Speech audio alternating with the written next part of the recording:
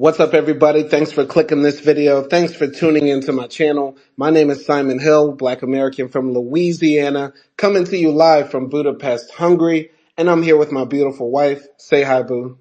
Hi everyone, I'm AKDI, I'm from Turkey, and today is Simon's birthday. Happy birthday, Simon. Oh, thank you. Thank you so much. And I wouldn't want to be anywhere else with you, but with you, actually, and doing this movie review as well. So today is episode 78, and we are reviewing a fan-requested movie. It's titled Rebel Ridge, and it was written, directed, and produced by Jeremy Saulnier. And Jeremy Saulnier is an American film director, and he's made some other movies, Hold the Dark, Green Room, Blue Ruin, Murder Party. He's been making movies since 2007, and most of his movies are like psych thrillers or horrors and stuff like that. And we watched this movie last night. Acti, how did you feel about it? I would say it was good. I wouldn't say it's a bad movie or anything like that. It definitely felt like, I think I told you this, after we finished watching the movie. It was sort of like a righteous black man's fantasy of Yeah, saving, the world and saving the people around him, I guess. yeah. This is like Barack Obama's fever dream on how he would fight the police. Like, Yeah. like if Barack Obama in another lifetime got like really jacked and was still an angry black man, he would do everything Terry did to fight the police. Yeah, exactly. But overall, I think it was a good movie. The thing is I'm not the biggest fan of action movies. I think it's one of my least favorite genres. But despite that, and despite being a long movie, it's 2 hours and 10 minutes long, right? I still enjoyed it. Hmm. So for me, it's between average and good. It's between that scale. I think where a lot of other action movies fail is that it's just action for the sake of action, fight scenes for the sake of fight scenes, car chases because why not? Right? But this movie is also about a corrupt system that does exist in America where the police can take people's money because they suspect that it came from illegal sources and they have every right to do so. So I think the beauty of this film though is that it's talking about a real issue. What do you think about that? Yeah, definitely. I think the topic and the themes it's taking over is interesting and also sort of important to talk about. Especially if you think about America, Hmm. which is one of the most popular countries in the world, right? Everyone wants to know about America. Everyone is involved in sort of America's inner workings. Hmm. And yeah, but there were also some things that were lacking in the movie, more depth in the characters and things like that. Yeah, But it was definitely a topic that I didn't see before.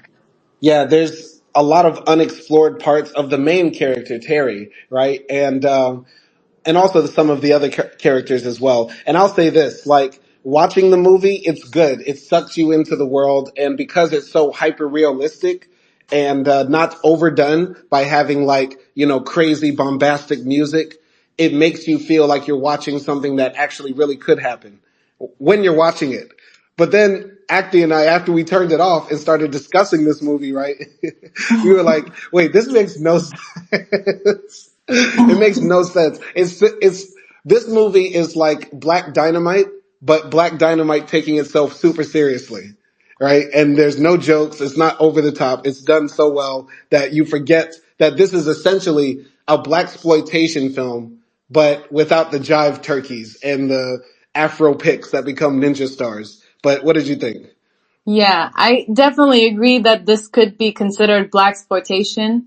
And the movie it does take itself seriously, but I think it does a good job, being serious, and you actually sort of understand how these sorts of illegal matters in the police force matters, Mm-hmm.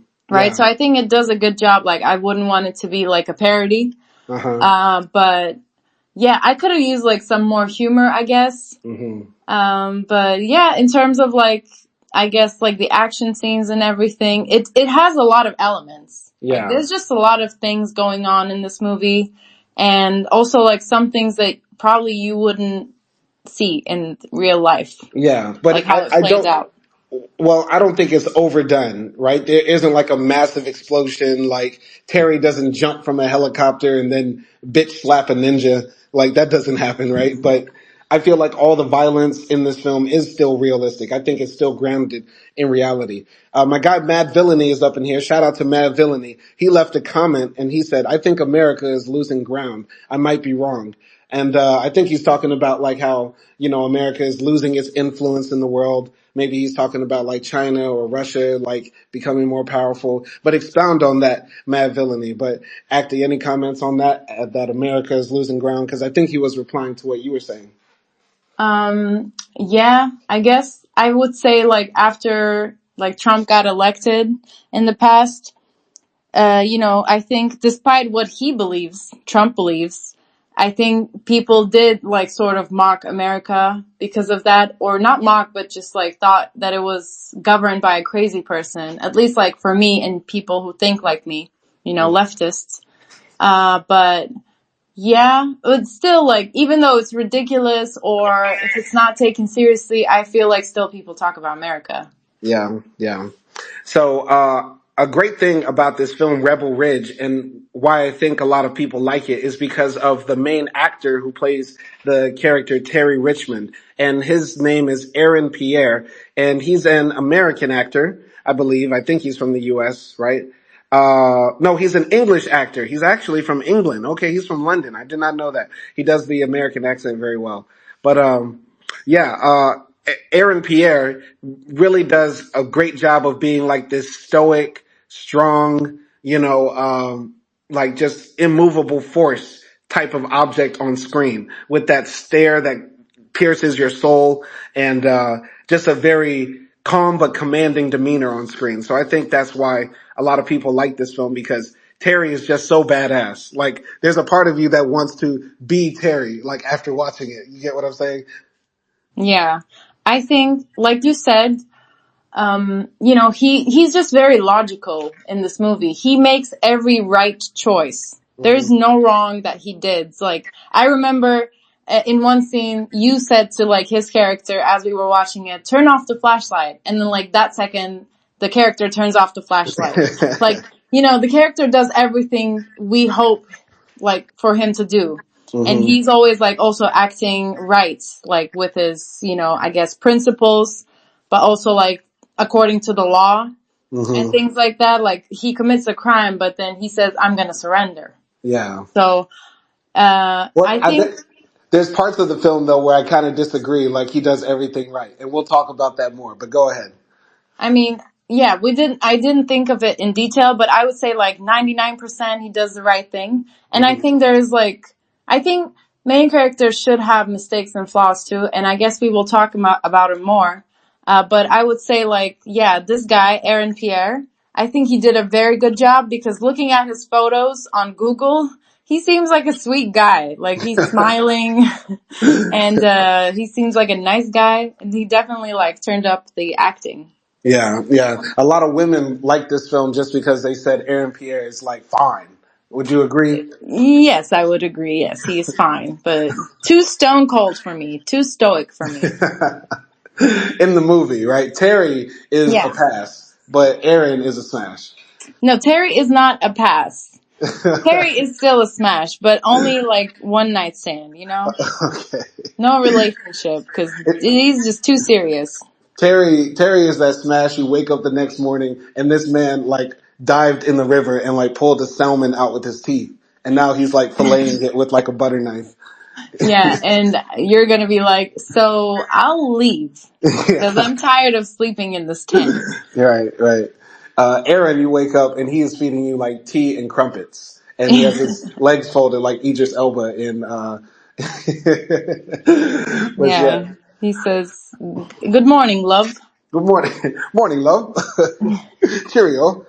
But yeah, let's jump into this story. So basically, the movie opens up with this guy like riding a bicycle somewhere in the deep south, right?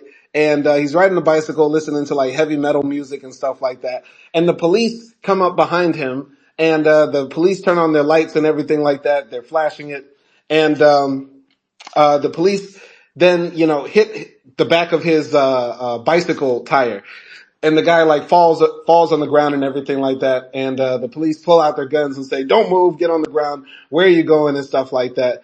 And the guy Terry, the black man, he doesn't want to actually cooperate with them, but he's not being violent or antagonistic or anything like that.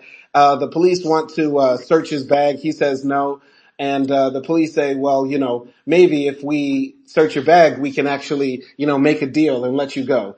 The police find actually a big bag of money in his bag, and they find out, that he was going to the courthouse in their small town in Louisiana called Shelby Springs, where Terry was going to pay about $10,000 to get his cousin out of jail. His cousin is in jail for marijuana or something like that. And he wants to really get his cousin out because his cousin used to sell drugs, but he ended up snitching on the big drug dealer. And now if he goes back to jail, it's very likely he could get killed. And Terry also says the way he got the $36,000 he has in his backpack is because he sold his steak in a Chinese restaurant, and he sold his truck, apparently, which also explains why he was riding a bicycle in hot-ass deep South Louisiana, where everything is 200 miles apart.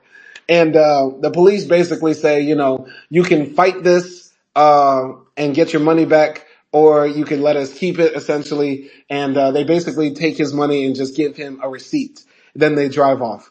What did you think about that part of the film, the opening sequence?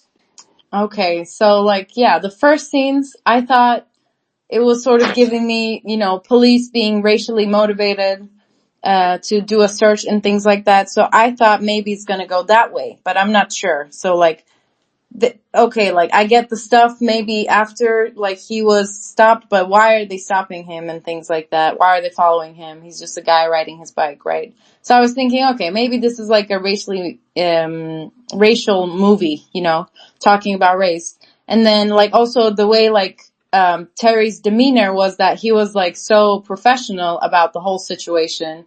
He didn't get excited, he didn't get nervous or anything like that. So it gave to me like, okay, like this guy knows the police. This guy knows how like this stuff works. Maybe he's a cop, or maybe he's an ex-cop, whatever. Like I was thinking that he might have ties with like a force in that sense. And yeah, also like I believed the story he was telling. Like I believed he was gonna go to the courthouse and everything because he was just like super honest, which was sort of like something I didn't see before when like, this type of encounters in movies. Yeah, yeah. At the beginning, when Terry is like telling his story, and everything like that, I didn't believe him. I was like, nigga, you a drug dealer. I sold my steak in a Chinese restaurant. Cause get the fuck out of here.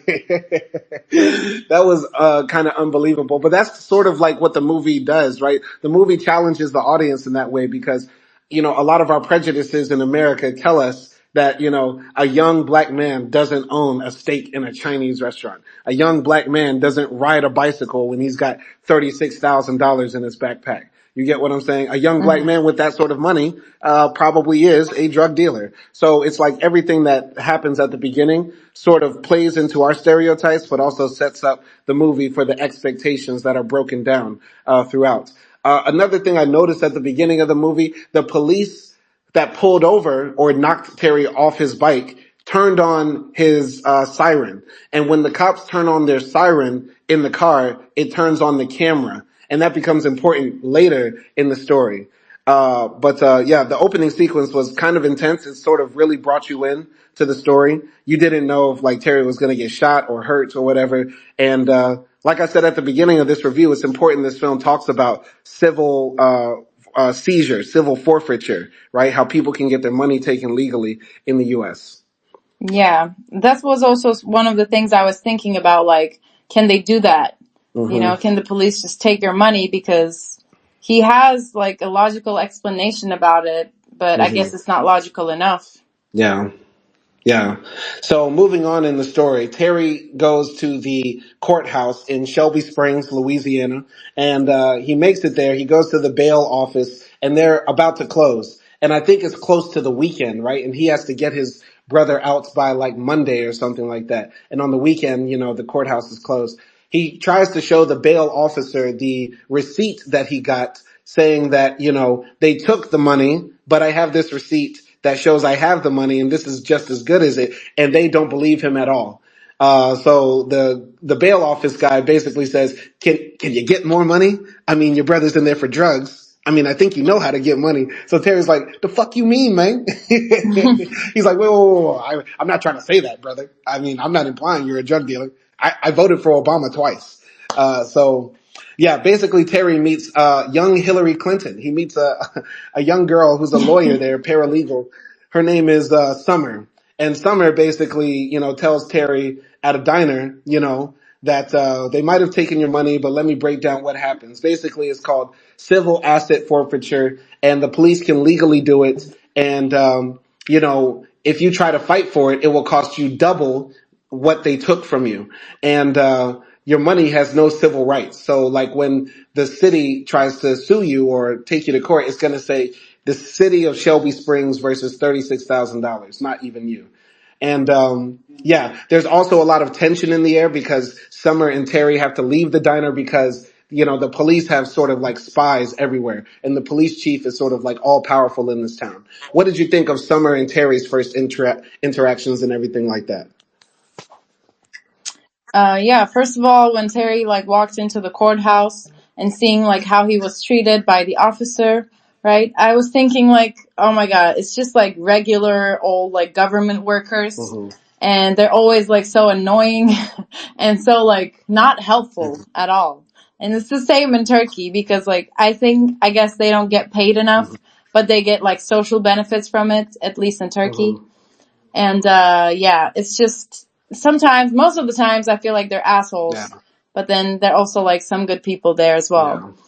Yeah. Yeah, and talking about Summer, she said something like, well, Terry said, you know a lot about like all this stuff. Are you a lawyer? And she said like she's not a lawyer because she couldn't pass the bar and things like that. So yeah, I felt like she had, some sort of thing that was holding her back. I didn't know what it was, maybe Mm-hmm. money or maybe like something else really. And at the same time, I was trying to understand like how American law works because like state versus 36,000, like, yeah, that just sounded like very crazy to Mm-hmm. me. And also like crazy that he's not able to take his money back and it would cost him like twice and things like that. So I was just trying to figure it out, Yeah, I really. was trying to figure where they were going to go with Summer and Terry's relationship because people say that this was an action film. Usually, the strong male character gets the girl in the end. So I thought, oh God, they're going to ship Terry off with this small, frail white woman. And, I just got to keep it real. Summer is not a smash. I mean, she's a Louisiana 8, but something about that Louisiana white girl accent just turns me the fuck off. I don't know why. Maybe because I can hear the hard R roll off of her tongue so easily before she even says it. So maybe that's why I can't get with Summer. But I thought it was interesting she wanted to help, and I think the movie is talking about like even in these small towns, you have people that want to change the system, but they're not powerful enough or they're marginalized. So I thought that was the importance of having Summer's character there. Yeah. And also when Terry said, why are you helping me? She said like, because I know what it's like. Mm. So yeah, so I thought because like Terry's dealing with his cousin, Hmm. right? And starting to bail him out. So I thought maybe she has someone in jail or, she had that sort of trouble Yeah. before. And that's why I thought like she was helping Yeah. her, like she said. And plus, I Um, also think, yeah. Summer was like most Americans, when we find out about civil asset forfeiture, we automatically say that's wrong, right? It's one of those laws everybody can say that's wrong and that needs to change, but a lot of people don't know about it. But because Summer's a lawyer, she probably knows how wrong this is and wants to do something to change it. Yeah. It's like that, like it's just a law that could really be going to the wrong way. I think that's the problem with it. It can really be like Yeah. abused. Because it's such a like sort of, based on assumption. So you can't really fight that. But I have to like point out the girl who plays Hmm. Summer, the Hmm. woman, Anna Sophia Hmm. Robb. I saw her in a prequel like series made for Sex and the Mm-hmm. City, like way long ago, and she was like playing Mm-hmm. Carrie in that role in that series, and like seeing her again as like the Southern Mm-hmm. girl, I thought she was acting really good because it didn't like take me back to like her playing Carrie Bradshaw. Did she do a bad job playing Done. Carrie Bradshaw? No, she was good. She was like, she looked like Carrie Bradshaw. She acted like her as well. You know, it was sort of like a romantic Would comedy. this movie be And then Would like, this movie be better if Carrie Bradshaw was trying to help Terry? it would be 1,000% better. Like Terry and Carrie Bradshaw just like running around saving people with cute pumps. That would be great. That would be. Like Terry gets a makeover, you know, it will be great. Carrie is the one that writes in her diary, right? Like every day, like, dear journal, let me tell you what happened today with these men and Mr. Big, right? That's Carrie, right? Yeah, it would be so much fun. I wish they did that. Anyway, moving on in the story, you know, Summer basically tells Terry, you know, if you get some money, we can help you out, right? You need to get about $10,000 or so. So then Terry goes and calls up the Chinese restaurant that he sold his steak in, and he gets on the phone with Mr. Liu. And Mr. Liu is like, yeah, Terry, I'll get you that 10K. Yeah, now tell me what you're wearing. And I was like, why is this Chinese man like speaking all sensual and sexual on the phone? And why did he so easily give up the money? That was kind of weird. And then after that, after that, Terry goes into the woods, puts worms in the river, and then pulls out a fish with his bare hands and starts like cooking up trout on on a skillet in the woods. What the fuck was happening there? This is the thing. When you start explaining this movie, it just becomes sort of like kind of ridiculous, low key. But anyway, any comments on those scenes? Yeah, I just thought maybe he was involved in mafia or like some crime gang or something. Or like, I don't know what was like the connection at the beginning with Terry and the Chinese guy, Mr. Liu or something. Right? So yeah, I was just trying to like figure it out. And then when he went to the forest and was living in the forest and cooking like trout that he caught with his bare hands, I was like, why is he doing this? And I gave it two possibilities. He was either like hiding out or he didn't have money because they took all of his money. So either of those things. Mm-hmm. But it's just like, for me in the story, I felt like that part was unnecessary. Yeah. Like, why was he living in the freaking forest out of nowhere? Like, he could have been just staying in a motel or something. Yeah, I don't know why they put that there. I mean, I think the movie was trying to allude to the fact that there's more to Terry. Like, he's not a normal guy. He's a guy with extreme, you know, physical means or physical abilities, right? Sort of like a Negro Superman, right? Like, if you break this down, Terry is like you said, Acti, the perfect black man. He is, you know, always calm, always in control. He is physically intimidating, but is not, aggressive, right? And, he's very calculated and smart. So I think with that scene, they were trying to allude to his abilities. But it just came across as weird. Not when you're watching it, but when we're talking about it, right? When we're watching it, I'm like, okay. But when we start talking about like, that's strange. Did this nigga grab Yeah, a catfish by the neck? it's like, it's kind of turned into like, okay, if Tiger King and Martin Luther King had a baby. Tiger King meets Martin Luther King. Oh, you killing me. You killing me. Actors on fire. Actors on fire right now. Anyway, Terry shows up the next day, not looking like he slept in the woods, in front of the police department with coffee for the cops. And, he tells the lady that's taking a police report that he got robbed, on the highway. And, he describes the criminals to the police officer. And, he says, he was tall, 6'2", blonde hair, blue eyes, and he's standing right behind me because the cop is standing right there. So the black lady is like, hold on just 1 minute. And she goes up to the cop and she's like, did you rob this nigga? And the cop says, I'll take care of it. And he walks up in front of Terry and says, look here, boy, you filed this false police report. I'm going to haul your ass off to jail. So you better get up out of here. And so it's about to get tense. But then the police chief comes out. The police chief comes out and he says, no, we don't have to do that here. Now listen, Terry, you declined medical assistance. My officers gave you a receipt, and any wrongdoing that happened to you seemed to be of your own volition. So I would like for you to fuck off and turn off your recorder, turn off your recording device. And Terry says, yes, sir. And he tries to strike a deal with the police officer and says, listen, how about this? You give me $10,000 so I can bail my brother out, and you keep the 26,000, and we can go about our day like nothing happened. And so the sheriff says, well, maybe you got a deal. Come back here Monday, first thing in the morning at 9 a.m., and maybe we could talk about this. And Terry says, thank you, sir. Right? And also at the same time, the police officer makes a Xerox copy of like Terry's truck that he sold, proving that's where he got the money, and also about his Chinese business. Any comments on that first confrontation between the chief and Terry? Yeah, first of all, if I was the lady, I would just like take the report silently.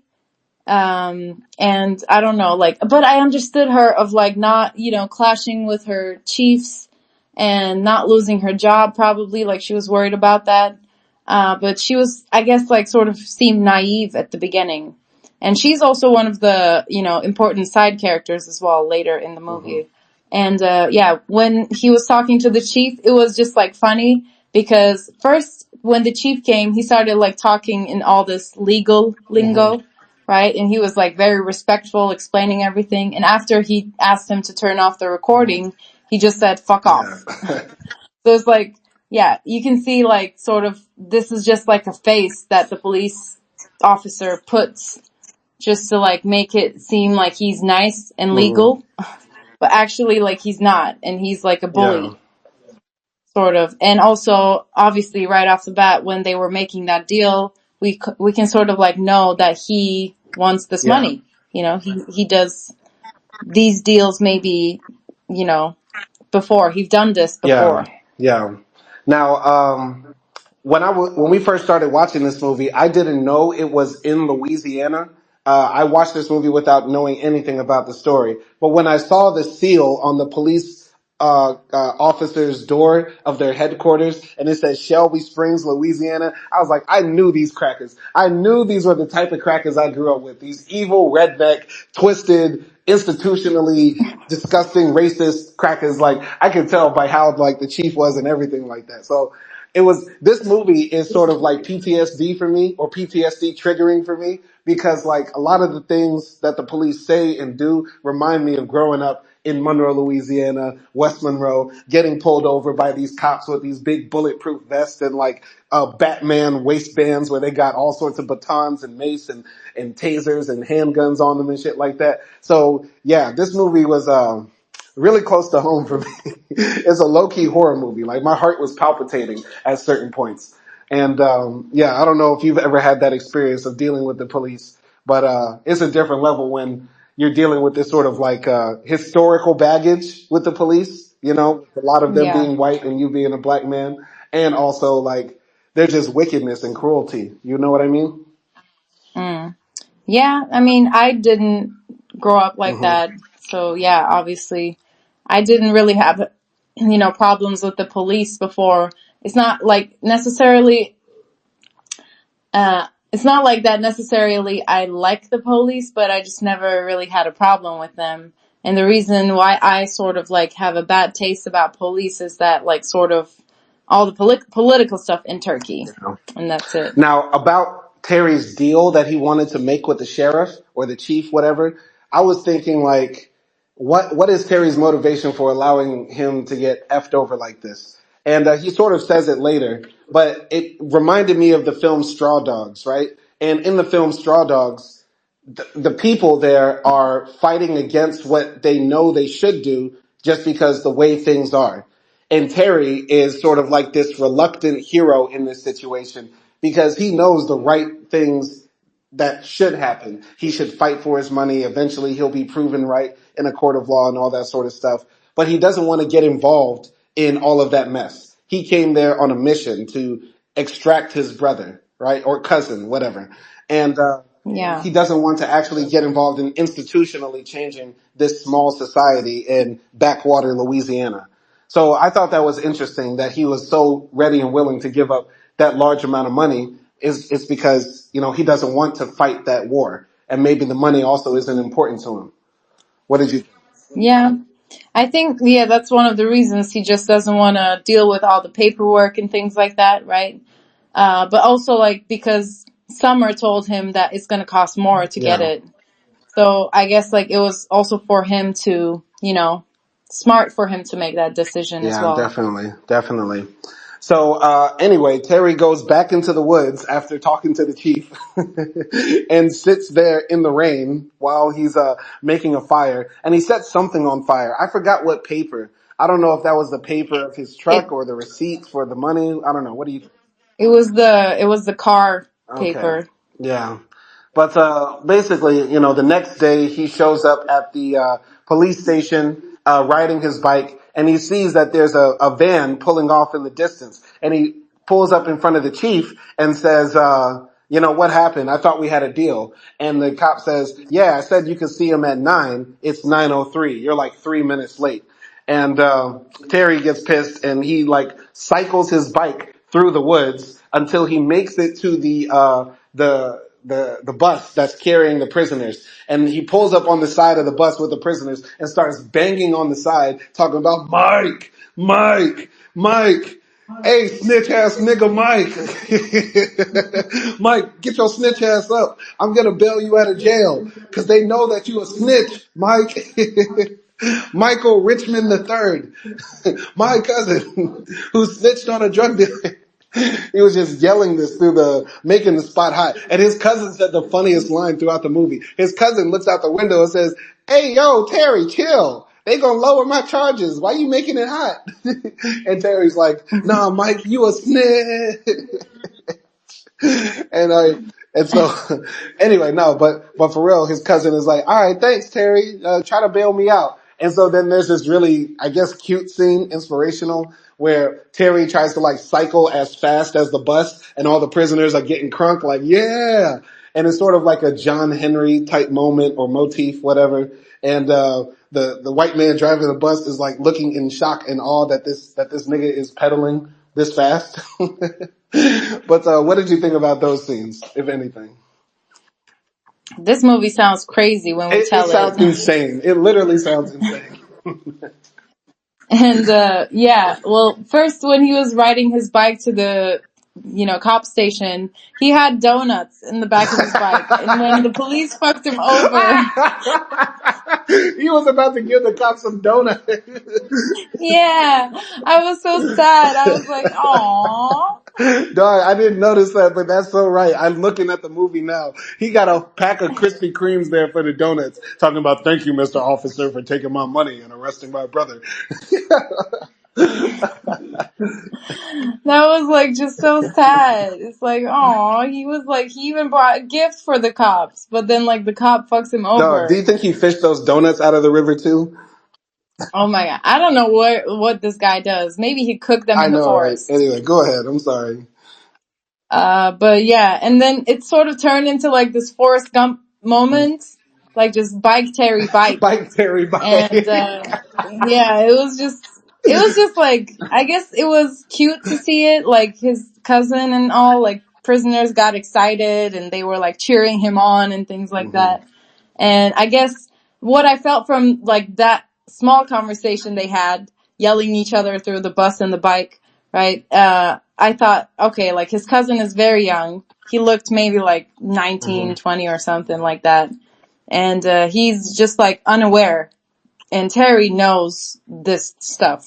And he knows like he's in danger and things like that. But it was funny. Yeah, yeah. I just thought it was insane because his cousin was chilling. His cousin was like, yeah, Terry, you gotta chill. And Terry is going this hard for his cousin. And this is one of the big faults in the movie. they do not explain Terry's love for his cousin like this. We don't have, there's no moment in the film before or after where Terry talks about his life, why his cousin is important, nothing like that. So we're just supposed to just believe he would go this hard for a distant relative.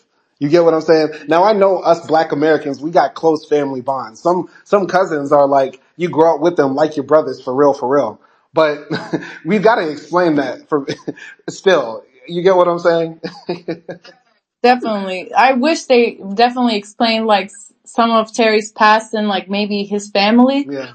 Cause like, as far as we know, he never, talks or contacts a family member other than his cousin, Hmm. right? We don't know about like his parents or anything like that. And I get that he might be close with his cousins. Like I'm close with some of my Hmm. cousins and things, but I don't know if I would like go this hard for any of my cousins. Like just being real. Yeah, no. So yeah, that was definitely that needed like some Yeah, background. definitely, definitely.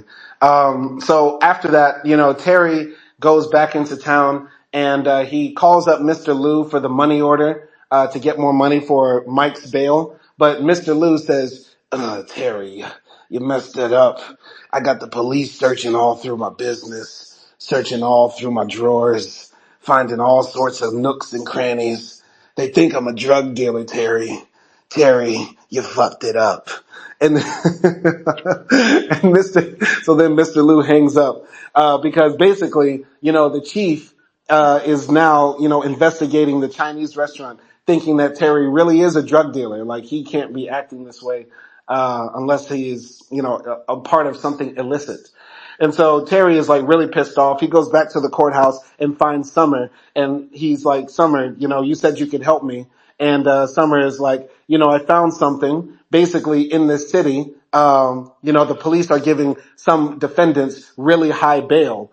And then as much as they're making high bail, they're also making people pay a lot of money through civil forfeiture, like taking their money and stuff like that.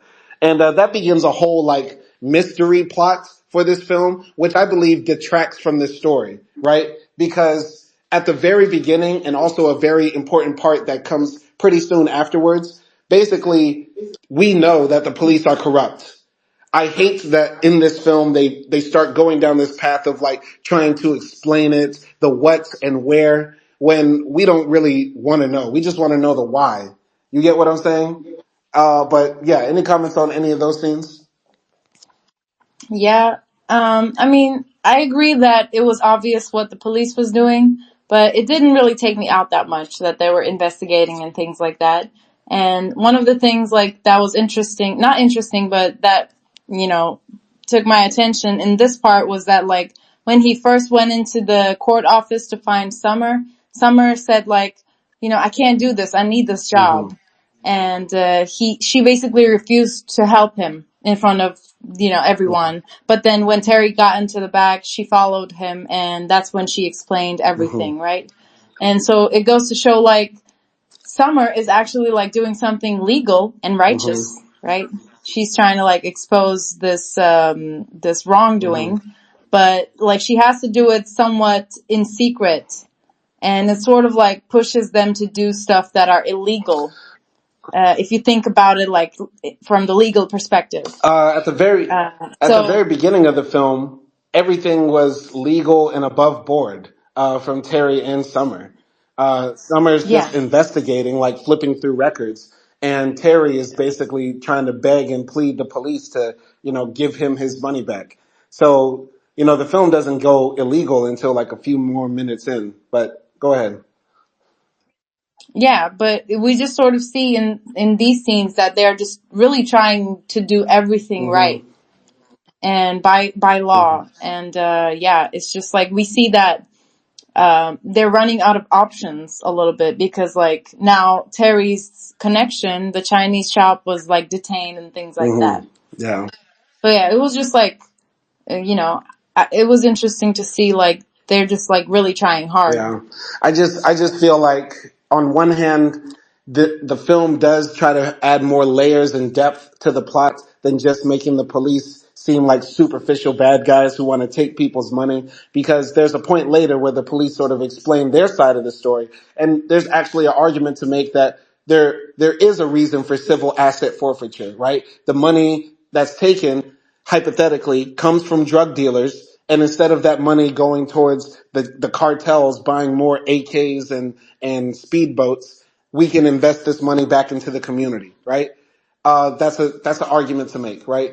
But I feel like making it more complex, saying that, the police are arresting people, putting them on trial, but it's a sham trial, and later there's fake bail, and they're stealing people's money. It was like, we don't. It's added layers to the cake that was already delicious. You get what I mean? Okay, yeah. Yeah. But moving on from there, basically, there's a really, really cool scene. So the police are doing like background checks on Terry, and basically the cop who arrested Terry tells the chief, "Yeah, the guy was a Marine. He was honorably discharged. He never had combat experience, and he was something called a MCAPE or something like that." And while he's explaining this, Terry pulls up in front of the police station with his bike, and he throws the bike down on the ground. Now, if you from the hood, you know when a nigga pull up at your house on a bike and he throw that bike down on the ground, you know he about to fight. So, there's a couple things in this film you notice if like you're really black, and I'm glad Aaron from England was able to nail it pretty well. And so yeah, basically, Terry posts up in front of the police chief's crib, like, "What up?" And so the police chief says, "Well, thank God he didn't have combat experience. My heart almost skipped a beat."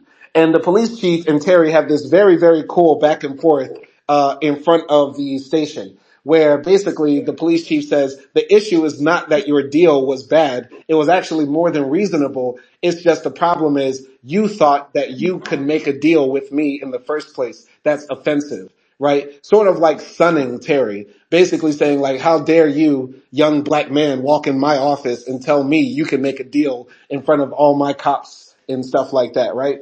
And also at the same time, the police insider trying to look up what's the MCAPE or whatever. And Terry replies to the chief and basically says, in the military we have a lot of acronyms, and one of the acronyms was like, PACE, right? Plan, alternate, contingency, and then the last E is like emergency or something like that. And that was actually a really, really cool conversation. And at the same time, the officers inside find out that Terry is like a trained jujitsu black belt master. Terry, like, grabs the police chief's gun and disarms him, puts him in a headlock. The other cop tries to pull out a gun on Terry. He disarms him too. There's like a big fight where he like jumps back and forth and whoops both white men's asses. It was hella cool. I like that scene a lot. But what did you think about, that fight scene and everything leading up to it? Yeah, I think the coolest thing about the fight scene, and also you can see it in a lot of like the reviews for this movie, is that Terry's fighting is non-lethal. Mm, He empties every gun, and he just like goes back and forth, like just trying to make them, not move, and maybe hits them in different ways, but no one like bleeds, right? As he also states later. And, yeah, he's just like basically fighting without killing anyone, without really harming anyone. And it's more like a self-defense, which was very mm. cool. And he was low-key like a minor celebrity in Yeah. military because he had a Viki page. Yes. A wiki page, actually, not a Vicky page. Whatever. I struggle with the V's. Anyway, so yeah, I thought that was very cool because usually in action movies, yeah, we see fighting and stuff, but we also see a lot of Hmm. guns. And I don't necessarily enjoy gunfights because I just feel like it's just too much like happening, a lot of sounds and explosions. And much rather have like this Yeah, type of an like action once again, scene. this film is hyper realistic. Compare this to John Wick. Remember we watched John Wick 4 and they were basically having like gun dance battles, like BTS style, Yeah. like a million shots get fired and no bullets like hit anybody. You get what I'm saying? Like this is way more Yeah. realistic. Yeah, and like the fighting scenes were done really well as well. Like the actor, yeah, Aaron, he did like really good. And I'm sure like he got some training and stuff. Yeah. And yeah, he was just really good at like those fighting Yeah, scenes. definitely. And one of the things that's also really cool about the fighting scenes is that, you know, when they happen, they're not doing this over the top action music. You know, it's not like out of nowhere strings and guitars start riffing. Like it's sort of done silently and quietly that makes you hear like the grunts and the sounds of the dirt under the boots and everything like that. So it's like, once again, it ties it to the realism of everything. Yeah, Yeah. definitely. So basically, Terry takes the two cops hostage, right? Meanwhile, the rednecks outside, who are supposed to be cops, but they're just big white boys in pickup trucks, saying, "Hey, boy, put the cops down," and they're pointing guns at him. And Terry convinces the chief to tell them to put the arms down. So Terry goes inside. He has the black police officer lady, handcuff the two white guys to the chair, and he's sort of like commanding her to like open up the gates in the back, and he sees that the money is there, plus a bunch of other things, a bunch of guns and a bunch of other people's cash. But they find Terry's plastic bag full of money, and Terry only takes out 10,000 and kicks the 26,000 back inside and looks at the white police officer and says, "A deal is a deal." I was like, oh my God. I mean, get this nigga, get this nigga, man. You know how when we watched Sparkle or whatever, and you were like, you hate how Jordan Sparks is like so like nice and innocent in that film, right? That's how Yeah. I feel about Terry. Like, come on, man. Really? Is that really how you feel A about him? little bit, a little bit. I know this is the thing about this film, right? Like in this movie, there's a part of it that's like a magical Negro. Terry, to some degree, is a magical Negro. He does everything right. He is the perfect man. And so you can find no fault in how he fights the police. But in reality, you know, black men, we're imperfect, but we're in a system that's unjust to us. So when we fight back against it, people always find a reason to disregard what we have to say or our critique of the system because we are imperfect. So I feel like to some degree, looking at Terry do all the right things, fighting the police, it makes me feel like, is this the message? Like we have to be absolutely perfect men, something we can never be, to justly go against white supremacy and the police force. You get what I'm saying? Yeah. I mean, I definitely had that feeling too.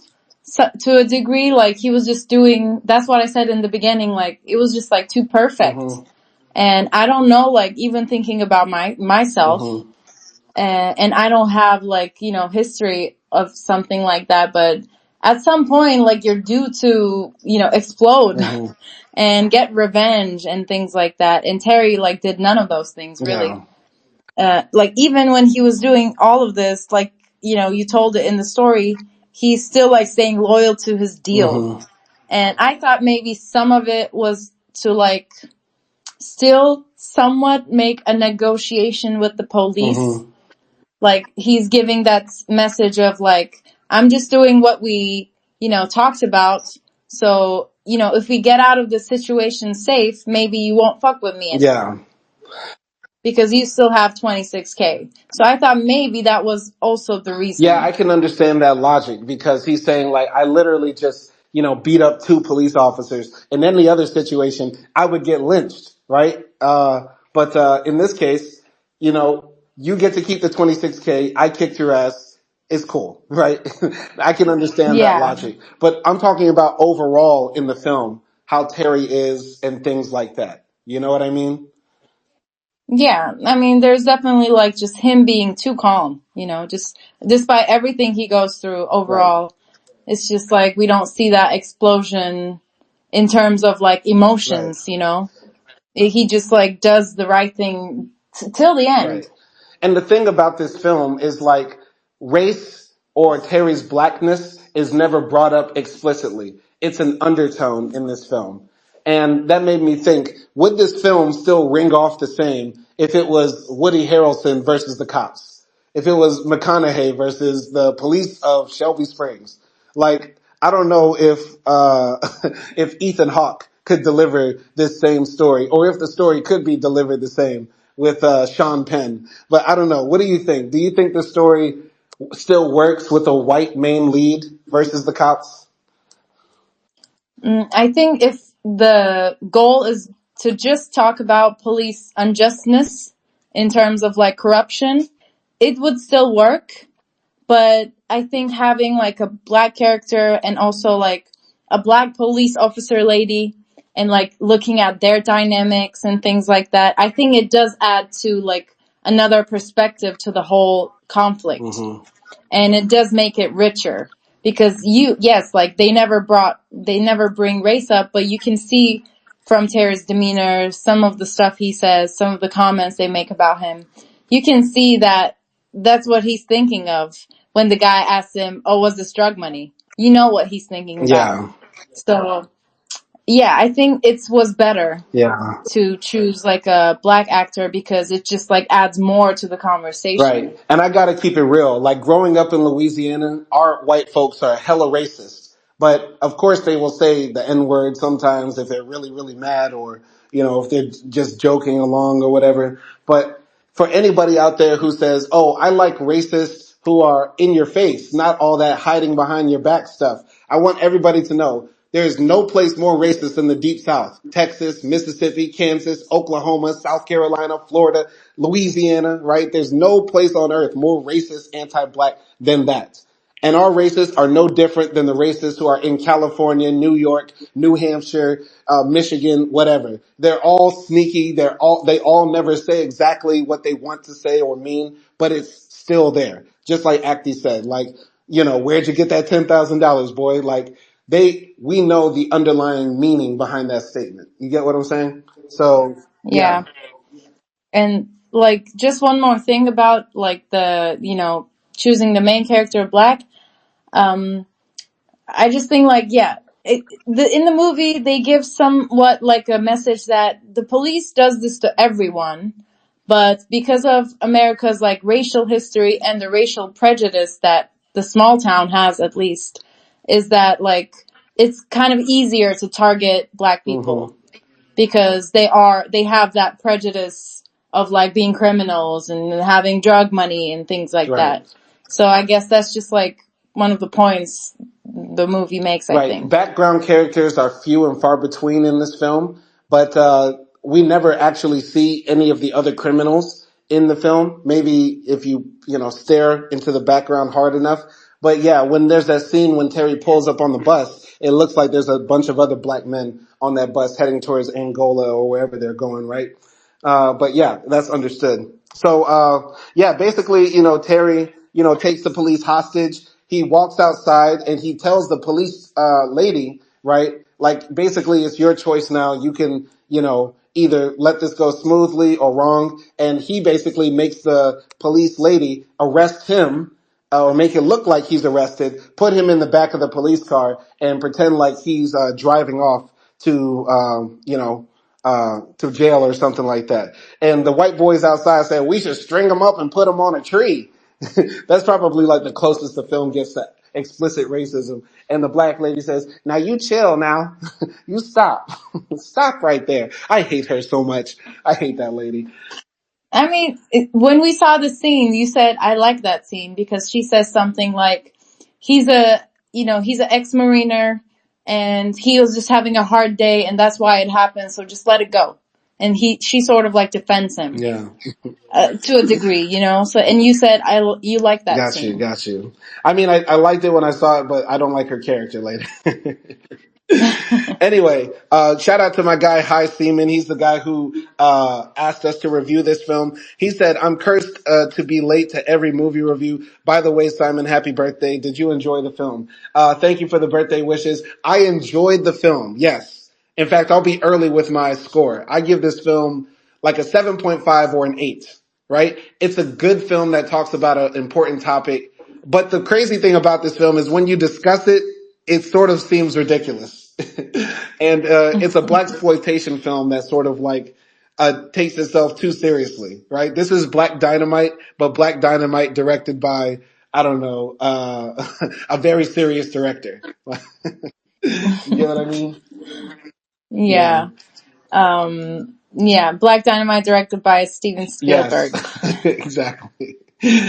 But basically, Terry is able to take the money and he tries to sneak back into the courthouse to pay for his cousin's bail. There's a lot of tension and, Summer is going to the judge to get it signed off and everything like that. And the bail guy is like taking a long time to get it done. And Terry is almost able to escape, but then the police come in there and they arrest him, right? Basically they tase him and there's this really cool scene where Terry gets tased, but he just sort of like eats it. He eats the tase and just says, "Ah!" and like rips the fucking taser out of his back. And then the police like come up on him and like sort of like beat his ass low key. And then they sort of, take him downstairs to this place called the Catacombs.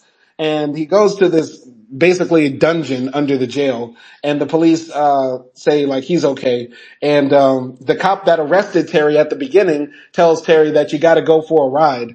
And, Terry hops in the car with the police chief and the police chief, hops in the car with a bunch of money and a shotgun. And so there's this tension that, oh shit, Terry's about to get killed. But while they're in the car, the police chief basically says like, listen, we're a small police chief. We're a small police force in this small town in the backwaters of Louisiana. And, we're running low on funding. The federal government tells us that we have to stop, abusing people and committing civil rights offenses, but they never give us funding to actually improve the force. And, we have all these expenditures that we have to pay, but no way to get the money. And so that's the reason why we need to take people's drug money sometimes, right? And Terry says, yeah, that's also why you need a $900 margarita maker. And the cop is like, oh, you heard about that? Well, sometimes we have to pay for things that, make us feel good about the force too. So, basically the police officer drops Terry off at a jail and says that your cousin Mike got stabbed up in jail and, he might die. But he's getting flown in now. And here's the deal. You take this money and go, never come back to town, take care of your cousin and, we'll never see you again. Or you can continue to fight with us and we'll, gang up on you. And, that's the deal they sort of come to. What did you think of that scene? Yeah. Oh my God. When Terry entered the courthouse to bail, his cousin out, that was definitely like a lot of tension there because Terry knew he had a few minutes and like he was sweating and things like that. And also I thought it was like interesting, like when the police got him and they were like kicking him down, Summer took out her phone to protect Mm-hmm. Terry because she knew if she recorded it, they wouldn't do anything that bad to him, right? So that was interesting, and that's kind of like, you know, a way of protecting Mm-hmm. someone. Because if you're recording, you can prove they're guilty and things like that. And down in the basement, the catacombs, I was like, what the fuck type of slave basement is this? Like, this is from the Jim Crow era or something. Like that was just Can I say scary something about that place to real be. quick?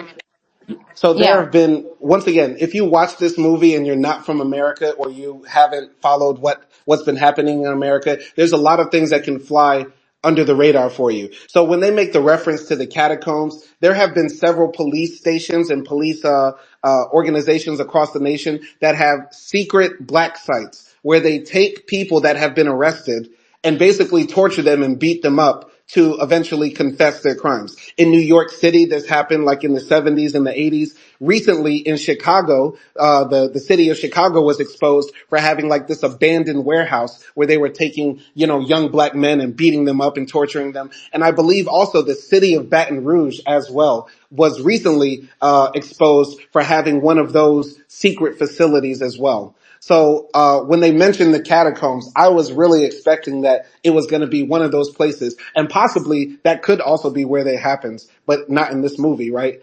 But they possibly took prisoners down there or suspects and beat them up and tortured them until they confessed to crimes that they didn't commit. So I just had to say that. I'm sorry. Yeah. Wow, that is crazy. And it just definitely, at least in the movie, from what I saw, it was giving like haunted Hmm. basement. Like it was very scary. And just like the conditions you see prisoners in, Hmm. right? Or people who are detained in, because Like, no matter what your crime is, you're not supposed to be treated like Yeah. that. But anyway, and going to the deal between the chief and Terry, right? I thought it was like a good deal. Obviously, I was sad that like his cousin was stabbed and he couldn't make it on time. And we see like Terry drop a little tear.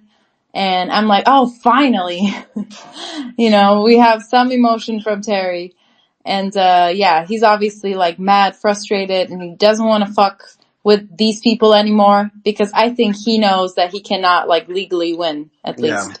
And he would have to like suffer from it either by going to jail or dying. Yeah. So he just takes the deal. And I thought it was like, okay, that's a good deal. I wasn't expecting that from the chief. Mm-hmm. And, yeah, I mean, it's not fair. And, but it's the best thing to do for him. Yeah. Now, what do you think about, the police chief's argument? Because he says, listen, that money that you saw, Terry, that we took from people through traffic stops or whatever, that money was legally seized. We're putting that back into the community. We have to fund the police and everything like that. And, basically we're trying to have Fourth of July fireworks and new parks and buses and everything like that. What did you think about that argument? Mm, as an argument in general for like, police embezzlement, I guess, I don't think it's a good enough argument because who controls that money?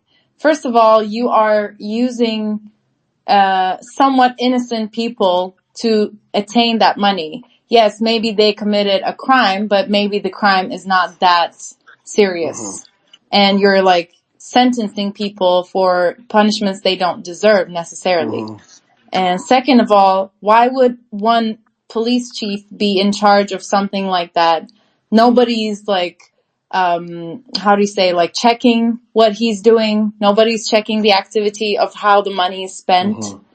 Mm-hmm. So that's like just unfair because you cannot trust people like that with that amount of money. Mm-hmm. So I think like how the money is taken, with what worth, and also like how it's spent and used is like just unfair. Yeah, I think if anything, if you're not one of those people who believes we should abolish police, this film will definitely make you think about police reform because the way we do it in America is so different from other countries, right? Like other countries basically have like a national police force. Police have to follow generally the same protocols and stuff like that. In America, every city, county, state, jurisdiction can sort of police in their own way. And that's why we have like a two-tier system of justice in America. So, yeah, like you said, actually, like the police chief is like unaccountable to anybody but himself, and this money can go however he wants, right? And, yeah, it's sort of very disheartening and this, how can I say this, embarrassing that America, allows this amount of corruption to happen and so many police forces across our nation. You know what I mean? Yeah, I mean, it kind of at the end it boils down to the government because I feel like if the police is giving enough resources, maybe obviously like there are bad people and some people will do it Hmm. in spite of that, but most I think it will definitely help to like bring this Yeah. down to a degree if like the police are giving enough resources, but y'all system is just like Yeah, I confusing think and it's not tied to like one Yeah, team, I think instead of having like, the city of Monroe Police Department and West Monroe Police Department and city of Shreveport Police Department, we just need, if we even need police at all, right? A Louisiana Police Department, a Texas Police Department. Like it doesn't need to be separated into all these different little institutions all across America. It just needs to be, I would say, statewide, right? Instead of these different organizations. Does that make sense? Yeah, that definitely makes sense because I understand America doing things differently because it's such a huge Mm-hmm. country and also like somewhat divided country because yeah, like you have the South, the North and whatever and people are different. But statewide makes Yeah, sense. Like, why would you divide it into small yeah. counties? But basically, Terry goes into the hospital, and his cousin Mike dies, essentially, and that's the end of like the first half of the movie. And I didn't like the way they treated Mike's death because it seemed very unceremonious. And because Terry is such a stoic character, there's not a teardrop or an outburst or anything like that. And also another theory I have is that, the police set up Mike to die, sort of like as a way to get back at Terry for harassing the police and gaffling up the police chief like that. But yeah, any comments on Mike's death? Yeah, I think it's possible that police sort of like had some addition to Mike's death. Hmm.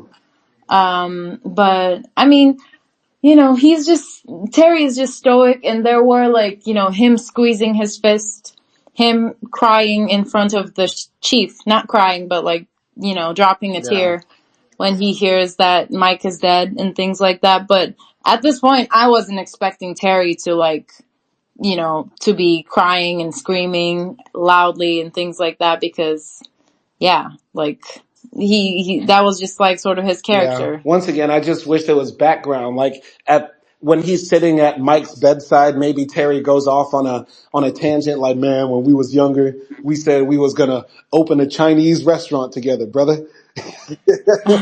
We had all these dreams and hopes of selling Kung Pao chicken together, and now you gone. Like like that was a perfect opportunity for some background and explaining how Terry got in the Chinese food business, all in one. Yeah, that was definitely a good one moment. Yeah, it could have been, but there was just so many missed opportunities. And anyway, Terry gets picked up by Summer, and this begins the second half of the movie that basically becomes a mystery solving puzzle about how the police are putting together their, criminal organization racket. But I was just disengaged with the movie in the second half. It became a bit too slow, became a bit too convoluted, and I honestly don't really care care for the second half. I do kind of like the ending a bit and a lot of the action sequences there, but the mystery stuff is like, uh, I don't know. Yeah, I mean, it could have been shorter than how it was shot. Hmm. I guess like they could have just made it one big Hmm. scene about like the discovery of the Yeah. events, and then that could have been it, and then we could have went to the action part of Yeah. it. I wasn't like that bothered because I was trying to figure out like what the hell was going on. And also like trying to understand the Hmm. system and things like that. So yeah, I was just like, frowning in front of the TV, just like looking puzzled and nervous. but but yeah, basically, Summer takes Terry out of town, and Terry buys a new truck with the money that he got from the police chief, right?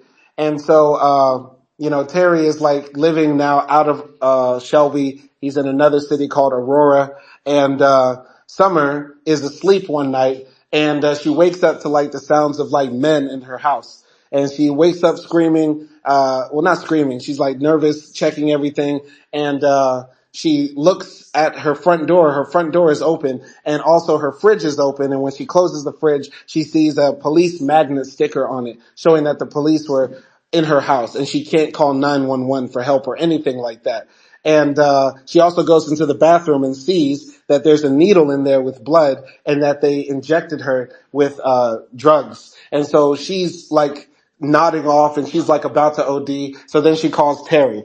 And Terry comes to the day to save his white queen. He comes to save his snow bunny, and he speeds off into the night to Summer's house and finds her in the bathroom, barely alive. And he sort of like brings her back to nurses her back to health by feeding her oatmeal. Explain this story. He nurses her back to life with oatmeal. And she's under And ketamine she's or on something. ketamine, or she's like coming down from like a methamphetamine binge, whatever. And so, yeah, basically we find out Summer's backstory that, in her white trash days when she was a young girl, In her white trash youth, she sold her stepdaddy's lawnmower uh, when he didn't want her to, and because the lawnmower had a snowblower attached to it, which makes no sense in Louisiana. You don't need a lawnmower with a snowblower in deep South Shelby Springs, Louisiana. This movie is low-key offensive to anybody who's from Louisiana. Like, this is disrespectful. I know how Arab people feel now when they watch movies and everything goes sepia tone and everybody's just like hum la la. Like this is wildly disrespectful to Louisiana. But basically, Summer was a little cokehead, crackhead. She was a crackhead. Summer was a former crackhead, and but basically, that white skin privilege kicked in, and when she sat in front of the judge, all her charges disappeared, and she ended up working for the court, and that's sort of like how she became like a pseudo lawyer, a trailer park lawyer, and yeah, basically, she says, I can't do anything. I just got to keep going to work and act like nothing ever happened. And yeah, any comments on those scenes? Yeah, I guess it was like nice for the first time to get some background on one of the Mm, characters because, yeah, when you think about it, Terry was supposed to never come back to the Shelby hmm Springs, and that was the deal he made with the chief. And then, like, Summer calls him, and then he immediately goes back.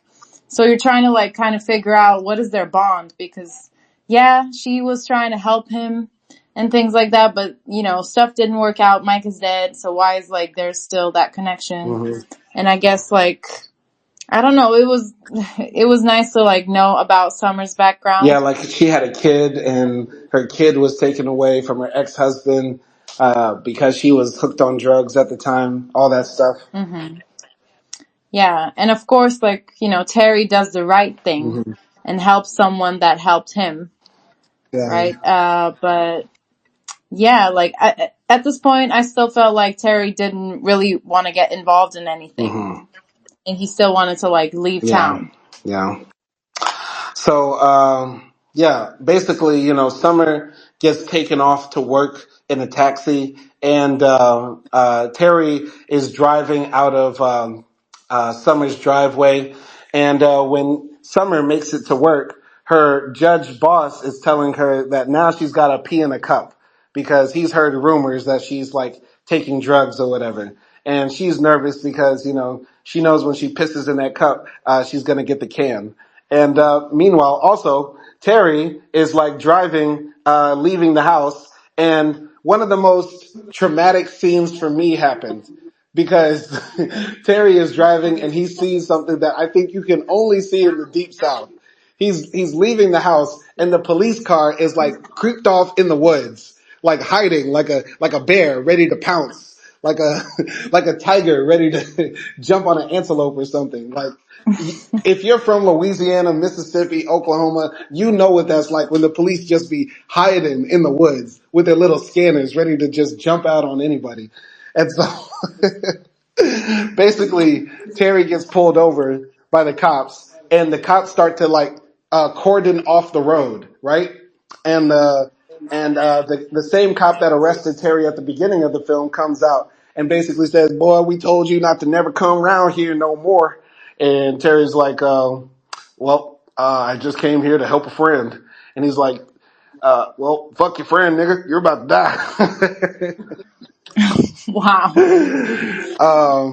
But yeah, basically the cop says, you're driving this car and you probably have a missing bag of money in there and all that sort of stuff. And, I don't have my camera on because when you turn on the sirens on the police cars, the camera turns on 3 minutes beforehand, right? And that's important for later in the story too. But because the cop doesn't have his camera on, he tries to basically kill Terry. He pulls out his gun and tries to shoot Terry, but Terry dodges the bullet. He fights the cop and then tases the same cop that tased him earlier. Very poetic justice. And that cop does not eat it. He goes down like a little piggy. He goes on. He starts shaking and rattling. I thought he was going to have a little heart attack. But basically Terry drives off into the woods with his like F-150 super truck with the double wheels, like 8 tires on, and starts cutting through the forest. And the police are like shooting at the back of him, and he hides the truck like under a bridge. And meanwhile, also at the same time, Summer goes to like see her kid at the elementary school, but the police pull up behind her because she's like trespassing and stuff like that. Any comments on those scenes? Yeah, like seeing Terry, being busted by the police and being followed again and things like that. He definitely, I feel like you're like, oh, like he was so Yeah. close from getting out of town and he only came back to help his friend. So yeah, I was feeling like nervous for Terry, but obviously he's like the Hulk. So he like just dodges every Yeah. situation.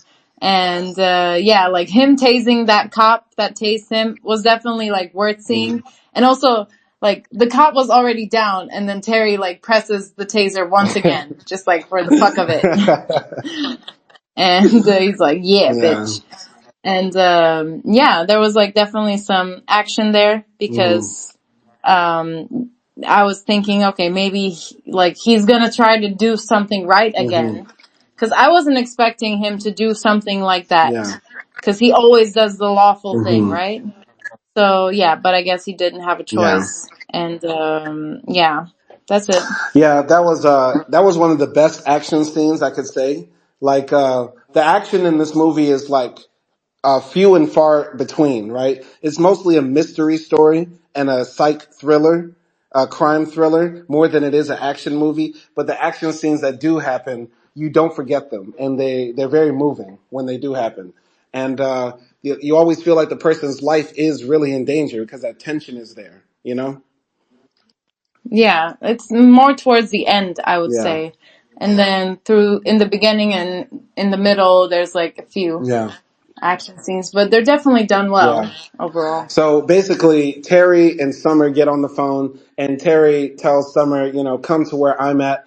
And so then Summer pulls up at the Chinese restaurant, and this Chinese restaurant is packed. But it also looks hella grimy. Like there's red lighting in there, sort of like smoky, dingy. It's a greasy spoon, but I feel like there's definitely a part of this place that's like P Valley, right? They got a back room where people are like doing opium, getting fucked on. You know what I mean? Got a little Thai girl doing happy ending massages. This looks like Terry wants to act like he's like all good, but he works at like basically a drug den.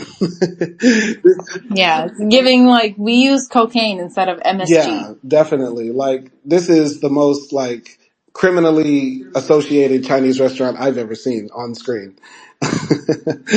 And yeah, basically Summer goes in there and she sees that, oh my God, Terry, you're shot. And Terry is getting fixed up by Mr. Liu, the kung fu master, the man who taught Terry everything he knew. This is a blaxploitation film. I swear to God, that Terry's got an old Chinese man friend who is quiet and renowned and knows how to heal bullet wounds. Come on, this is a blaxploitation film. I feel like this might be like the remake of a film from like 1970 that nobody saw, and Sawyer is just getting away with this. I mean, you were right in the beginning. It's just a serious black Yeah. dynamite, you know? I'm sure Mr. Liu like knows like ancient Shaolin techniques he taught Terry. Yeah, I mean, we learned that, Mr. Liu was also in the war Yeah. and he was fighting actually against Hmm. America. And like now he's in America having a Chinese restaurant Yeah. and things like that. So I feel like we even got more background on Mr. Liu than Yeah. Terry. Like who is this man? Who is Terry? But yeah, basically, man, there's a lot that happens here. Oh God. So basically after the Chinese restaurant, they're going on this mystery tour where they're like interviewing the judge about why he did what he did, why the criminals are getting high bail and stuff like that. Then after that, they go and talk to like, no, they go to the catacombs, right? And when they jump into the catacombs, they're looking for these SD cards. And on these SD cards, there's, interrogations that the police did where they were brutalizing prisoners and arresting people and stuff like that. So they're going into the catacombs trying to find that. And that's actually one of the best scenes because the tension is high. When they make it into the catacombs, the police are already in there trying to like set everything on fire and hide the evidence. But they're able to stop the fire with Summer's coconut water. She's like, I got some coconut. I was like, white girl magic. White girl magic came and saved the day. That's the Carrie in her. That's the Carrie Bradshaw, yes. So, yeah, Perry sets the thing on fire again, and there's like this kind of funny scene where Summer says, "Yeah, let it burn." I just thought that was kind of funny. Anytime Summer talks, I'm just like, God, that just takes me back to Louisiana so much. Uh, Did you like Summer's character? uh, she's cool. Yes, she's not annoying. She's not annoying, I would say. It's just that deep Southern accent is just such a turnoff for me. It's so annoying.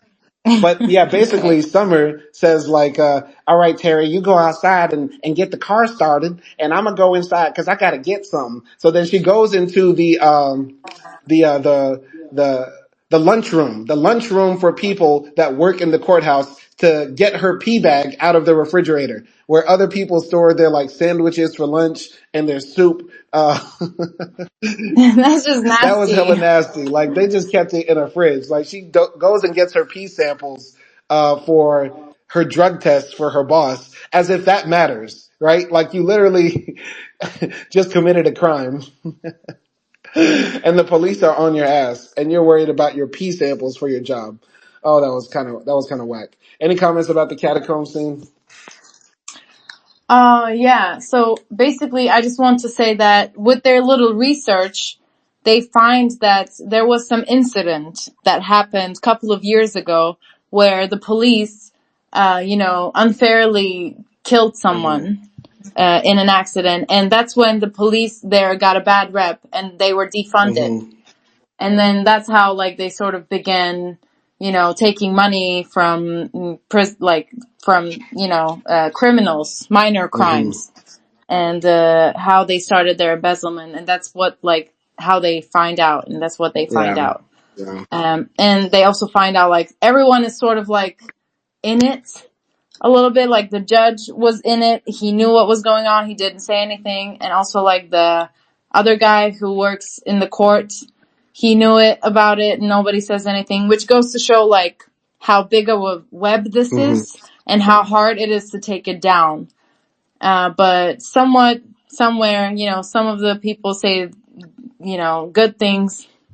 And the catacomb part was, yeah, it was good. There was a lot of tension, especially like when, they knew someone else was there and the cops were basically setting their own catacombs on fire because they wanted to destroy the Mm-hmm. files, right? But they sort of fail. And, yeah, it was just like some smart moves that were impressive. Coconut water. Coconut water. No. Yeah, and definitely pee in the fridge was gross, I would say. But yeah, I mean, it was okay. It was okay. At this point, I felt the longevity of the movie Mhm. a little bit. Like, I felt it was long a little bit. Not necessarily that I was bored, but I just felt like, yeah, it's been some time Yeah. since we started watching this movie. Yeah, yeah. I really think the movie would have went down a better direction of Summer and Terry just being like, we're gonna get revenge on these people who tried to kill me, and throw my brother in jail. Like, instead of making it this like mystery where they're trying to find out, why the police are doing this. Like, we already know they're corrupt, Like you said, Acty, or you pointed out last night when we were talking about this film, when Terry sits down in front of the judge in his home, the judge says, let me tell you. And Terry is like, we don't care about the who, what, and where, or we don't care about we just want to know the who, what, where, not the why, or something like that. You know what I mean? Yeah, yeah. He said, "Tell us who, what, where. We don't have time for the why." Yeah. That was like, okay. But we just want to know the why. We just want to know, like, well, we already know the why. You know, the cop said it earlier. It's understood from the very Yeah. first scene. They don't have to keep dragging it on, like how the corrupt system is upheld, right? Yeah. I mean, yeah, it was kind of simple. The police fucked it up at one point, and then after that they're just trying to save their Yeah. asses, basically. And also they're just And stealing money to keep the town afloat.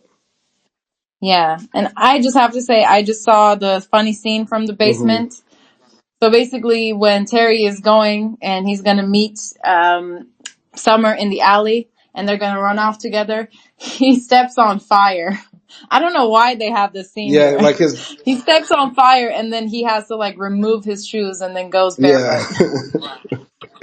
Like, why is I that don't know. there? I don't know. But what I think it's supposed to be about the hyper realism of this film to some degree. I guess that was just like Yeah, funny. yeah. But basically, Terry gets caught. A cop walks in there and he says, "I can't believe this shit. Why y'all keep the pee?"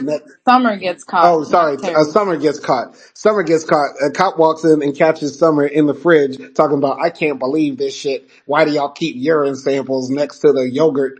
And so, yeah, Summer gets thrown in the back of a police van and Terry starts tailing them and he sees that Summer gets transferred to another car and another police is like sort of left there.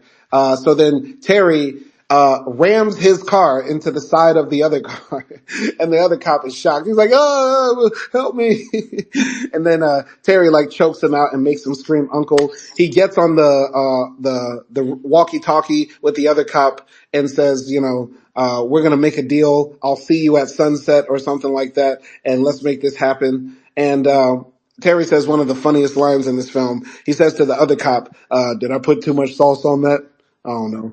and then and then leaves. I feel like because Aaron Pierre is a British actor, he didn't know how to deliver that line. Like a black American actor would have made that a bit more funny. Like, did I put? I, You know what I mean? I thought I don't know what was going on there. I thought it was a Chinese restaurant No, joke. like too much sauce means was I being too extra? Was I saying the most? Was I doing too much? Yeah, Oh, because okay. Terry made like some vague threats, like maybe you'll see me coming. Let's meet by nighttime. You know what I mean? Let's meet by daylight. That Yeah. way, maybe you'll see me coming. And then he says to the other cop, "Was that gay?" Was that? That's essentially what too much sauce means. Like, was I being a little faggot by saying? Wow. Is this becoming erotic? Yeah, maybe you'll see me coming. Like love hate role Yeah, I play know, or right? something?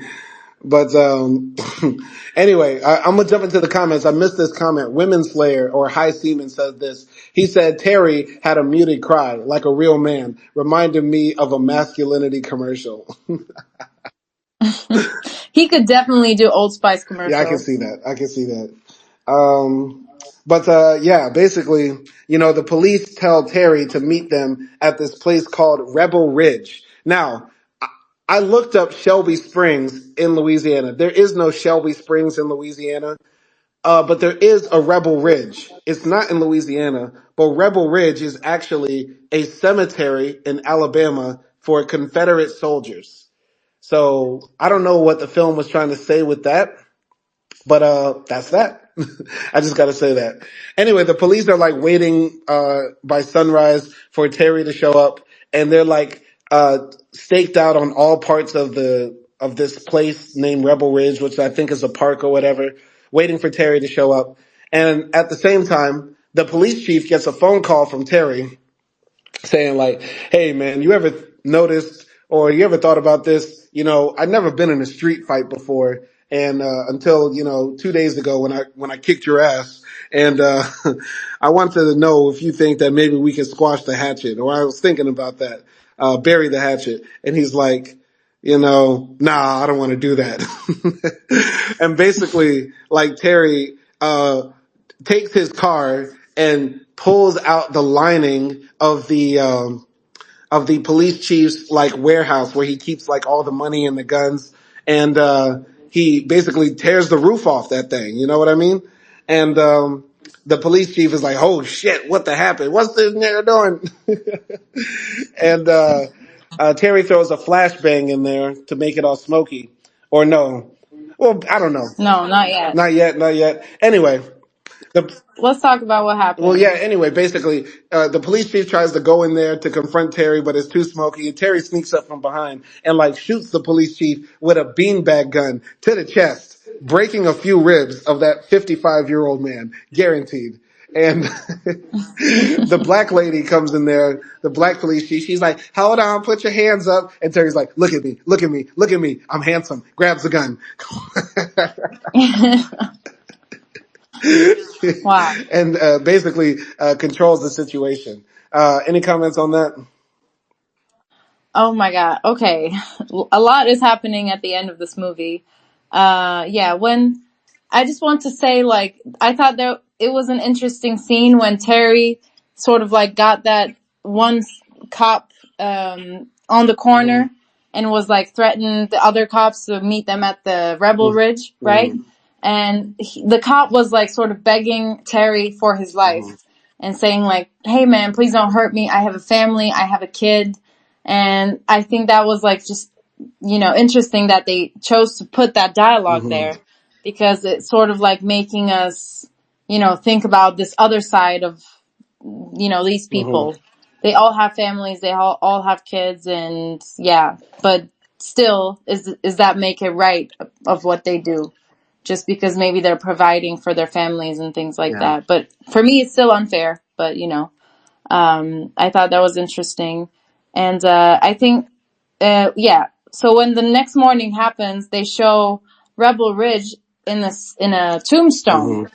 So I think that's the person who died in the accident, maybe that happened, that got the police the bad rep. Mm. That's what I thought, but I don't know if that's Mm. true or not. So yeah, that was just like assumption for me. And obviously, like Terry, playing over the phone with his little flip phone and threatening the chief. I thought that was a bit cheesy, a bit cheesy. But he carries the role well, Mm-hmm. so I wasn't like too cringed out, Yeah. honestly. Yeah. And yeah, like after that, I was just like ready for the action. Like, what the hell is happening? What little smart shit Terry's gonna Yeah. do? Yeah. I was excited for the Yeah. ending. I forgot to mention this, but basically, Summer tells Terry that there's a person on the inside who also wants to bring down the police chief. And Terry comes up with the nickname Serpico because I believe Summer doesn't want to give away the name of the person who is going to help them, right? Because it's top secret. And so when Terry breaks into the police chief's spot and sees the black woman, he says, "All right, I know you're Serpico. You gotta be Serpico, right? You're the only other black person with all these racist crack-ass crackers around us." So I love how this film sort of subverts our narrative of what to expect because after Terry like shoots the police chief 2 times in the chest with a beanbag, and tells him, "I'm going to confiscate your guns and your money, and then you're going to let me go." The black lady pulls out a gun on Terry again and says, "You're under arrest, and if you make one more move, I'll put 2 holes in your head." And so she's definitely not, working with Terry in Summer. She is not on the inside at all, which made me instantly hate her because man, growing up in Louisiana, man, there's so many Clayton Bigsby's, so many black people who sort of like suck up to white supremacy and all that sort of stuff.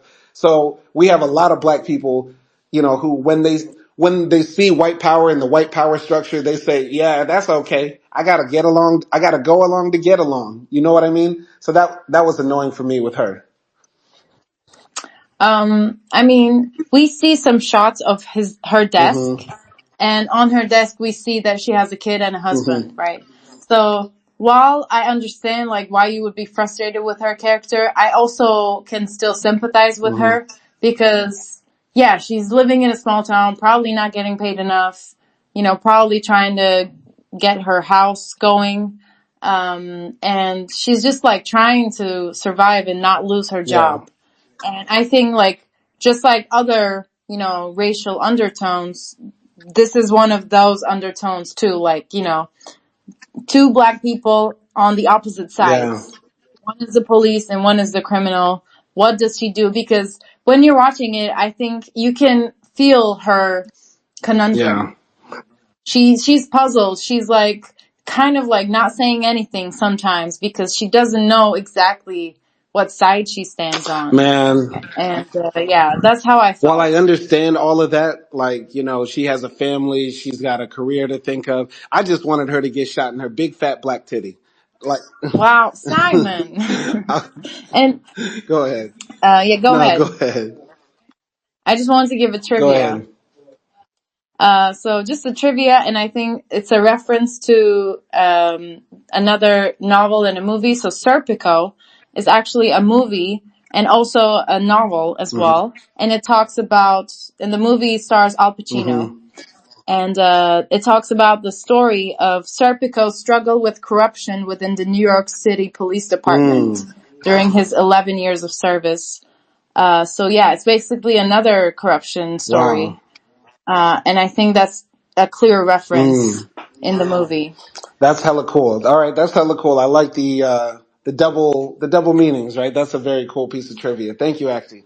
So No worries. basically, Terry gets taken outside with a gun to his back, with his hands up behind his head by the black woman, and then all the white police officers are like surrounding Terry, right? And the white boys tell the black lady, "Hey, maybe we should put you out on patrol later." Like basically saying, like, "Good job, Negress." They Jesus, I'm Simon. sorry. So basically, the white cop asked Terry for the SD cards, and or no, he asked for the SD cards from the black lady, right? Because Terry gave them to her, and he stomps on the SD cards and breaks them right then and there. And basically, the white cop is like saying, like, "Let's just finish this right now." Like he just wants to kill Terry, but the other cop who helped arrest Terry is like, "Wait, hold on now. Don't you do that." And there's like a Mexican standoff. So the cops are like all pointing guns at each other. The police chief comes outside and shoots, the good cop who was protecting Terry, like in the back of the leg. And, yeah, then there's all mayhem and stuff like that. Terry takes time in the mayhem to grab the other cop by the back of his, bulletproof vest and drags him behind the police car. Also, I forgot to mention, Summer is in the back of a police car, and the police had loaded her up full of drugs. She didn't die, but she's like sleeping hella hard. And so there's this really cool fight scene or action sequence where Terry is like using flashbangs and smoke grenades and non-lethal force to like take down the police, to get to the other police car to turn on the siren so that they can capture on camera the police chief shooting the other cop in the back of the leg, which apparently will be enough to put him in jail, I guess. But yeah, any comments on that big fight scene? Yeah, it was definitely a very good action scene for me. The only problem I had was like in the first part where the lady gives the SD cards to the cop, to the bad cop, right? And then he stomps on them. I feel like that wouldn't really break them Hmm. because they were lying flat on the surface and he basically just steps on them two Hmm. times. And I'm like, I think they still work. So that sort of like just looked a bit dumb for Hmm. me. But yeah, seeing, Summer, she might probably die of an overdose because the police tells Terry that, like, I gave her a very good shot. Hmm. And, she's pretty zonked out and things like that. But the whole scene of, like, Terry being smart and once again, not killing anyone really. He did break an arm. Yeah, And we saw him, like, fighting this guy and then he stepped on his arm. yeah, And it was like definitely one of those moments where we said like, yeah, oh, and yeah, they were all cool, like because he's such a like smart yeah. fighter. So every time he's fighting someone, you're impressed with his He threw a abilities. shotgun in a man's face. Yeah, and then break his Yeah. arm. And yeah, like he's just like the way he's sort of peacefully fighting Hmm. without trying to cause like too much Yeah. damage. non-lethal fighting, whatever you call it. It's just like very cool to see, I Yeah, think. this is like how if Martin Luther King and Malcolm X were forced to fuse together like Goku and Vegeta, you would get Terry. Non-violence Yeah. violence. I will whoop your ass in peace. Yeah, exactly. It's like a Gandhi of Yeah, the fighting. Gandhi style of fighting. Mr. Liu taught this man well. They need to make Karate Kid with like the backstory of Terry. He was adopted by Mr. Liu after the Vietnam War or some shit, and he was wax on, wax off, kick ass without killing. You know what I mean? Yeah, yeah. But yeah, that fight scene was hella cool. And in the final scene, basically Terry and the cop who turned out to be Serpico and uh, and Summer are in a police car and they're trying to escape from the police, but their back tire gets shot off, and they basically don't have like a lot of way to escape, you know, because the car can't move fast and the police chief is on his ass and everything like that. And when they're on the highway, they think that they're about to get shot up, right? Because they hear the other police cars talking about, we got the AR-15s, we're about to do a pit maneuver, and Terry doesn't understand the code.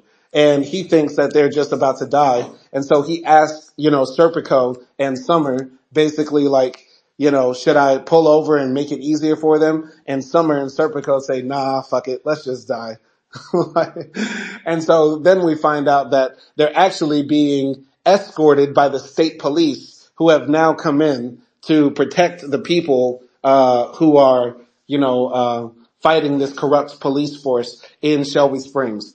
And in the final scene, basically they pull up at a hospital and Terry, you know, gives Summer to the nurses, and also Serpico is going to get treatment as well. And Terry, you know, takes an axe to the back seat of the car to pull out the DVR that has the recording of everything that happened. And he basically sits down in a chair in the lobby of the hotel, in the hospital, and clutches the DVR to his chest with all his might.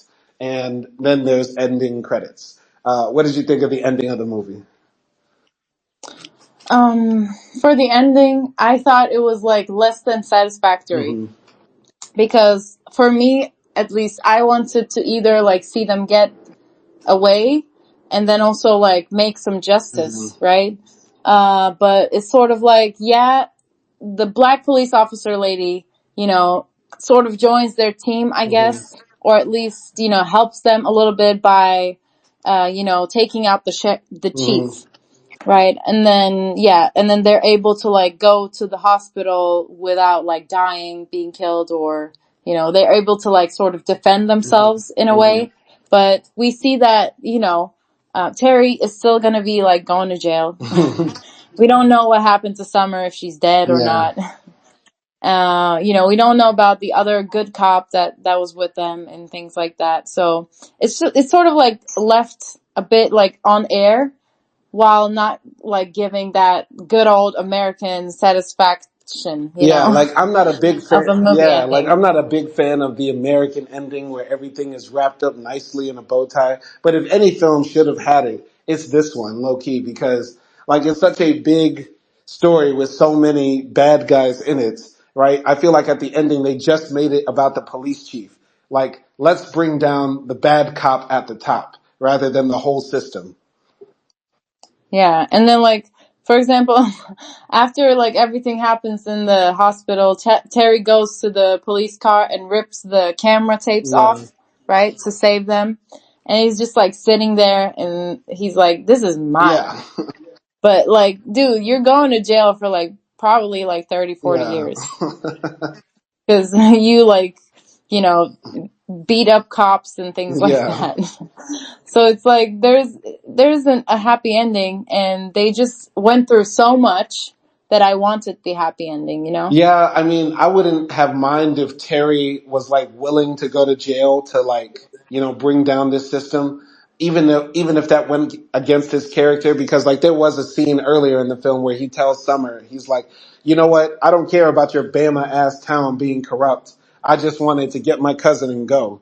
But Summer is like trying to convince him once again to like do the right thing. And this film reminds me of Straw Dog so much, like, because, you know, small town people have small town ways and small town minds. And Terry isn't trying to change their minds. He's just trying to survive. You know what I mean? But he's pushed into greatness. So, yeah, I wouldn't have mind if at the end Terry was like, I guess I do have to go to jail. That's the right thing to do because I'm a noble man, whatever.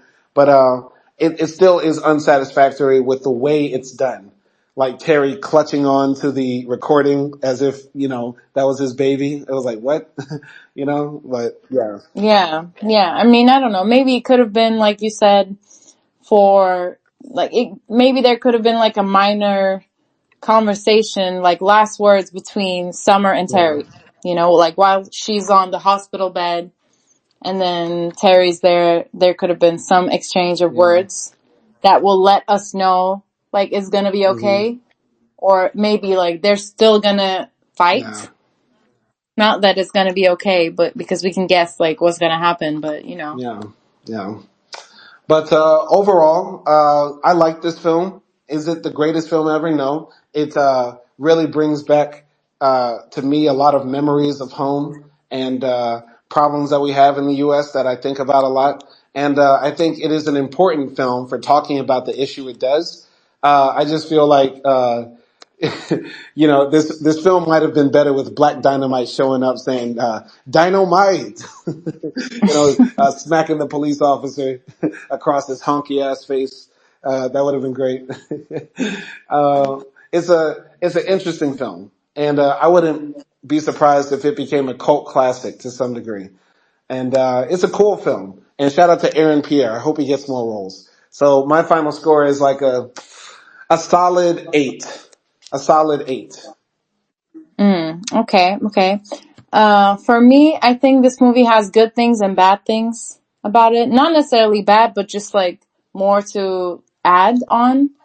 And one of the most major issues is that, yeah, like we don't know anything about the main character really. And that sort of like, makes me think like this is just an ordinary, somewhat like action Mm-hmm. movie. Because I wish there was that background in the character and also maybe more for other characters as Mm-hmm. well. There were like some unnecessary scenes, like Terry's shoes catching on fire. I don't know, like why that was Yeah. there, and like all the investigation scenes. I think maybe it could have been like melted down into one Mm-hmm. scene. But there are also things that is very good in this movie, like you said, realistic action scenes, different type of action, non-lethal Mm-hmm. fighting, right? Good themes overall, like talking about police corruption and embezzlement. Somewhat good dialogue, I would say. Mm-hmm. There are like those sorts of scenes where you would see in an action movie where like the main guy says something cool and like looks back. Like when Terry set the catacombs on Yeah. fire, he said something like that and then we saw like fire Yeah. in the background and things like Mm-hmm. that. But it was okay. So last night I said my score was between 6 and Mm-hmm. 7. So I'm just gonna give it a 6.5. Okay. I'm not mad at that. I'm not mad at that because upon closer inspection, there's a lot of things about this film that are things that we often complain about. Lack of character depth and exploration. And Terry is basically this blank slate, who falls out of the sky. So yeah, that is a major issue, but, the movie makes up for that with its bigger themes. And that's important. Yeah. Yeah, definitely. But overall, I enjoyed watching it. Like, I don't regret watching it. Hmm. Probably wouldn't watch it Hmm. again. But if someone likes action movies, I would recommend this I to them. wouldn't recommend this to an action movie fan. I would recommend this to a person who likes more crime mysteries. I guess it's a mixture of all of them Yeah. a little bit. It's, So yeah, yeah. but if you really break it down, there's like 3 action scenes. So if like somebody really loves John Wick, they're gonna hate this. Yeah, it's not like the explosive action that you usually Yeah. see. Yeah. But, yeah, any other comments before we wrap it up? Mm, no, All no. right, so this has been episode 78 of Simon and Acting Movie Reviews. Shout out to High Seaman for the movie suggestion. And if anybody else has a movie you want us to watch and review or talk about, join the discussion with us and put that movie in the comment section. We will try to get to it as much as we can. Both my wife and I are going to university and working, so most likely moving forward, we'll only do movie reviews like on the weekends, but we promise to make sure they're as fun and in depth as we have been making them. So yeah, got anything you want to send our way? Put it in the comments, and peace.